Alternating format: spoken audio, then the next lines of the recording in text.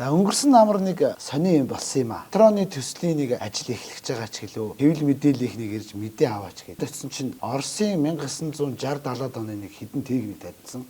Бурхан минь энэ одоо бид нар ийм юмар метро явах гэж байгаа юм байх та гэдэг ойлголтыг авахгүй тэнд байсан хүмүүс. Тэр тэгээд алга болцсон шүү. Гэхдээ ийм байдлаар явах юм биш үстэй ажил гэж тэр яг бодсон шүү дээ нэрээ. Би тэгээд нөгөө зөвлөгөө үйлчлэгээний тендер маань ингээд 2 сарын 29-нд зарлагдаад 2024 оны. Ингээд явсараа 7 сарын 5-ны өдөр гэрээгээ байгуулсан шалгарсан этгээд. Тэгээд тэрний хүрээнд олон төрлийн суурь судалгаануудаа хийсэн. Тэрний нэг нь геологийн өрөмдлийн судалгаас. Бид ч одоо Улаанбаатар хотоогоор хөрсөн ямар байгаа мэдгүй ээжиж түнэл одоо барьж болно, метро хийнэ гэдэг ингээд тоос амаар ярьж болохгүй шүү дээ. Тэгэхээр юус олон улсын стандарт яадаг юм гэхээр тэзүүгийн шатанд, техник эдийн засгийн үндэслэлийн шатанд бол 500 м тутам нэг удаа өрөмдлөгийн доошо кор тест гэж ярьдаг юм да. Доошо ингэж тавьж хөрсөө шалгах хэрэгтэй. Тэгээд өрөмдлөг хийгээд татаж гаргаж игээд одоо яг ямар хөрс байна гэж гаргаж игээд. Тэгээд лабораторид янз янзын даралт энэ төр өгөөд те дотор нь устай юм уу, усгүй юм уу, шороо байна уу, хайрга байна уу, юу байна, илс байна уу. Тэр өрөмдлөгийн тест хийж байгаа л машинуудыг таарсан. Чи өрөмдлөгийн кор ингээд тест хийгээл авахд чинь заавал тэр машин 100% шинэ байх хэрэгтэй, Toyota маркийг байх хэрэгтэй гэдэг шаардлага бидийг тавьж чаддаг. Тэр машинууд нь яг хэдий хуучин ч гэсэн манай геологийн төв лабораториудаас хүчинтэй.